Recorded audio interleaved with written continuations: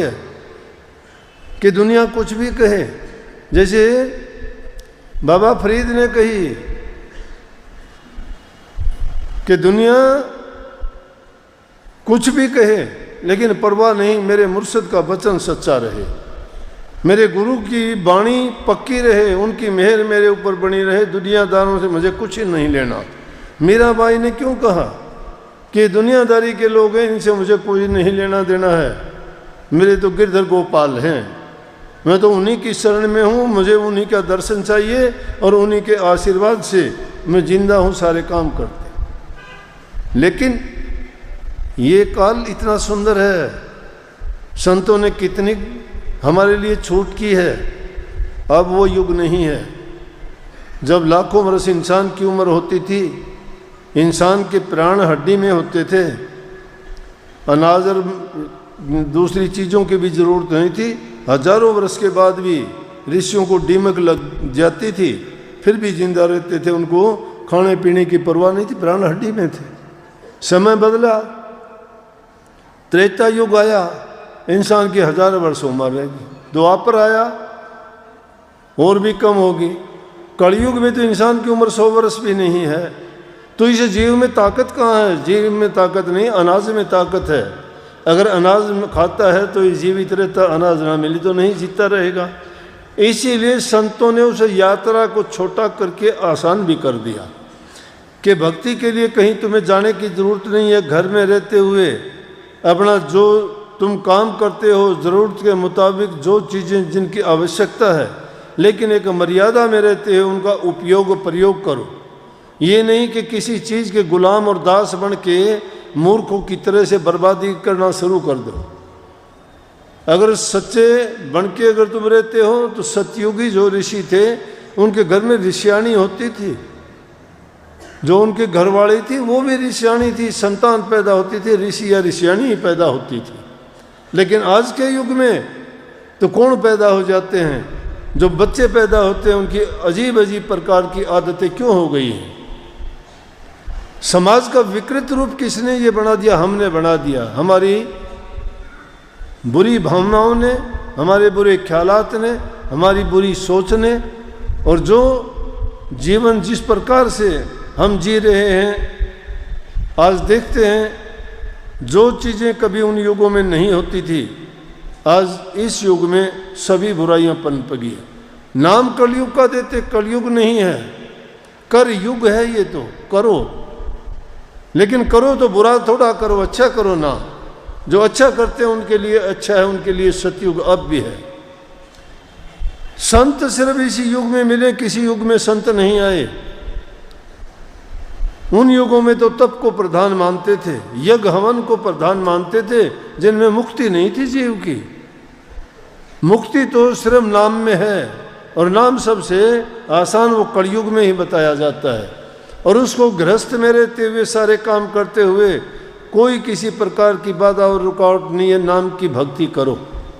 लेकिन नाम की भक्ति क्या है? अब सत्संगों में आते हैं, गुरु उपदेश करते हैं, वचन सुनाते हैं, कहते हैं कि पवित्र जीवन जियो, पति पत्नी आपस में प्यार से रहो, घरों में बूढ़े बुजुर्ग की इज्जत कदर करो, बुराई शराब कबाब ये बुरी गंदगी चीज़ जो इंसान की बुद्धि को भ्रष्ट करती हैं। और वो कैसा भोजन है? वो राक्षसी प्रवृत्ति बनाने वाला भोजन है। सात्विक भोजन क्यों नहीं खाते? चावल सब्जी और रोटी जो इंसान खाता है करना, और उसके साथ साथ प्रभु के नाम का जाप और सुमन करना। उसके जाप के करने से ही हमारे अंतर के पट खुलेंगे। अंतर के पट बातों से नहीं खुलते। लेकिन सच्ची प्रीति गुरु से तो होगी, तो गुरु तुम्हें जब अपना लेगा तो वो तुम्हारे अंग संग्रह के साथ खड़ा रहेगा। कैसी भी परिस्थिति आए, कैसे भी हालात आए, जो सच्चा गुरु होगा वो अपने शिष्य को कष्ट नहीं होने देगा। लेकिन शिष्य भी तो ऐसा होना चाहिए कि जिसका यकीन पक्का हो। उस गुरु ने उसको कहा कि ये तो चीज़ें दुनियादारी की हैं, आप समझे नहीं कि इन चीज़ों को छोड़ के अगर खोज करोगे अंतर की वो रास्ता मिलेगा। लेकिन उसके लिए जागना होगा। जिसको कबीर साहब ने कहा है ना कि सोवतड़े नर गए 84 जागतड़ा न जुग जीता। सो जाना और जाग जाना क्या है?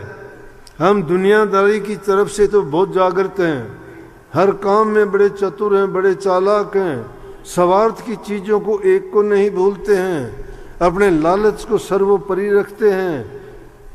उसके लिए चाहे हमें नीचा देखना पड़ो, चाहे कितनी बदनामी सहन करनी पड़ो, चाहे हमें अपना जो इज्जत भी दाव पर लगानी पड़े, कोई बात नहीं, लेकिन हमारी इच्छा, हमारा लालच, हमारा स्वार्थ वो पूरा हो जाना चाहिए। अरे वो पूरा करके क्या करोगे, क्या मिल जाएगा? वो चीज़ें इंसान के कितने दिन साथ चलेंगी? इंसान में आत्म सम्मान होना चाहिए, अभिमान नहीं। आत्म सम्मान को जिंदा रखना चाहिए। आत्म सम्मान जिंदा रखा जाएगा नेक कर्मों से, सद्गुणों से, ईमानदारी से, सच्चाई से और दूसरे से विश्वास जीतने से, दूसरे के विश्वास पात्र बनने से। और गुरु और शिष्य का नाता तो बड़ा पवित्र होता है। उनके बीच में जब चालाकी चतुराई की दीवार आ जाती है तो मैं कहता हूँ लानत है ऐसे शिष्य और गुरुआई की। क्यों? दुनियादारी की आंखों में धूल झोंकने से क्या मिलेगा? जो सच्चाई के मार्ग पर चलना चाहते हो और वहां भी छल कपट और बेईमानी, फिर भक्ति का मार्ग कहाँ है? वो दुनियादारों से भी गिरे हुए हो जाते हैं। फिर तो हम जब सच्चे बन के अगर चलना चाहते हो तो दुनियादारी की जो चीजें हैं उनकी तरफ से आपको जागृत होना पड़ेगा, उनकी तरफ से सो मत। लेकिन हम सोए हुए हैं प्रभु के नाम की ओर से, दुनियादारी की चीजों की ओर से जागते हैं।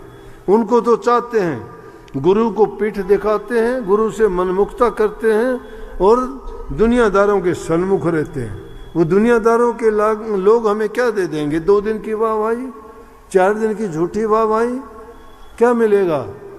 जिस काम के लिए निकले थे उस काम में तो असफल हो गए, वहां तो फेल हो चुके हो। मन के अंदर बेशक तुम सोचते होगे कि मैं बहुत अच्छा करता हूं, 2 आदमी सलाम भी करते होंगे, किसी को ऊंचा पद मिल जाएगा, किसी को धन भी मिल जाएगा, कोई 2-4 डिग्रियां भी हासिल कर लोगे, कुछ नहीं है वो सिर्फ जिस दिन नाता टूटेगा सब छोड़ देंगे, कोई साथ नहीं देगा। लेकिन गुरु तुम्हारे अंग संग रहता है।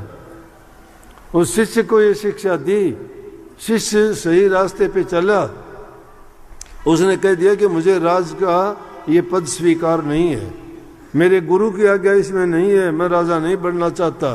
प्रजा से, उन मंत्रियों से उसने माफ़ी मांगी और चल दिया। तो सब के सब उसके जितने भी मिलने जुलने वाले लोग थे उन मंत्री लोगों पर भी ऐसा असर हुआ। वो कहने लगे कि आप राजकाज के काम तो करो, लेकिन वो आप उसी तरह से हम आपके किसी काम में बाधा नहीं डालेंगे। जब आप सही आपके गुरु की आज्ञा के अनुसार उनके ज्ञान का प्रसार प्रजा में करोगे तो हमारा भी उत्थान और कल्याण होगा और आपका भी होगा। सब के सब उस गुरु के वचन के कारण पूरी प्रजा उस सत्य मार्ग पर चली और वो सब के सब अपने जीवन से इतने सुखी थे कि किसी को न ईर्ष्या थी न द्वेष थी और पूरे राज्य में अमन चैन शांति थी। दूसरे राज्यों में भी इस चीज का इतना प्रभाव पड़ा कि किसी आसपास के राजा को भी उन पर आक्रमण करने की हिम्मत तक नहीं की, क्योंकि जिस पर खुदा मेहरबान तो गधा भी पहलवान। परमात्मा की मेहर जिस पर हो जाती है कमी किस चीज़ की रह जाती है। और भक्तों को किसी चीज़ की ज़रूरत नहीं पड़ती। क्यों नहीं पड़ती? वो इस चीज़ को, इस राज को समझ जाते हैं कि जिन चीज़ों के लिए हम इतने तड़पते हैं, इतने इनके पीछे भागते हैं, ये चीज़ें सब यहीं रहने वाली हैं। जब जाओगे एक लंगोटी भी साथ नहीं जाएगी, 1.25 गज का कफन देते हैं वो भी उतार के फेंक देंगे, कुछ नहीं जब जाने वाला। ये तन खाक में मिल जाएगा, एक दिन मिट्टी में मिल जाएगा। ये आज कुछ दिखाई देता है, जिसको लीपते पोतते सजाते हो ना, जिसके लिए अच्छा खाना करते हो, धोखाधड़ी छल कपट बेईमानी कर लेके इसको पालते पोसते हो, तो जो ईद को बकरा काटा जाता है उसकी तरह से उसमें इसमें ज़्यादा अंतर नहीं रह जाता। हम और क्या करते हैं? प्रभु का नाम हमारी जबान पर नहीं है, हमारे मस्तिष्क में वो ख्याल और विचार नहीं है जिसने हमें उत्तम शरीर दिया। मनुष्य का चोला मिलना इतना आसान नहीं है, और ये चोला जिसको मिल जाता है और वो उसको कौड़ियों के भाव गवा देता है तो उससे ज़्यादा मूर्ख नहीं है। हमारे शास्त्रों में इसी बात को तो बार बार गाया गया है, भई प्राप्त मानस दे हरिया, गोविंद मिलन की ये तेरी बरिया, और काज तेरे कीते न काम, कर साध संगत भज केवल नाम।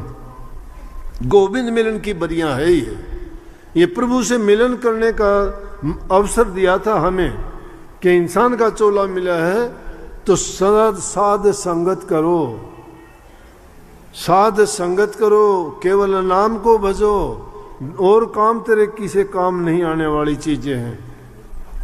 कोई साथ नहीं देगा, ना धी जमाई साथ देंगे, ना बेटा भाई देंगे, ना पत्नी और दूसरे साथी सहाय देंगे।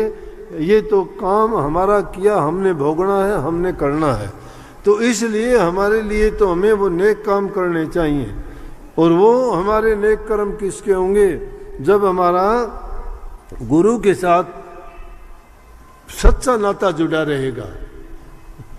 बिना गुरु जो शब्द में पसते सो नरबी मूर्ख जान, शब्द खुलेगा गुरु महेश्वर और किसी की नहीं मजाल। अगर बिना गुरु के कोई शब्द में कोई भक्ति में पचता है तो वो मूर्ख है।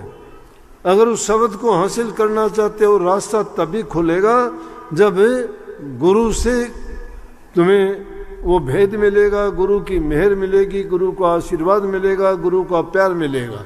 गुरु जब खुश हो, गुरु प्रसन्न, सब जगह रूठे तो भी उसका रोम न टूटे। गुरु प्रसन्न हो चाहे सारा जग रूठ जाए तो भी उसका बाल बांका नहीं हो सकता। लेकिन गुरु को तो तुम एक तरफ कर देना चाहते हो, दुनियादारों को खुश करना चाहते हो। दुनियादारी के खुशी वाले क्या देंगे, क्या है उनके पास?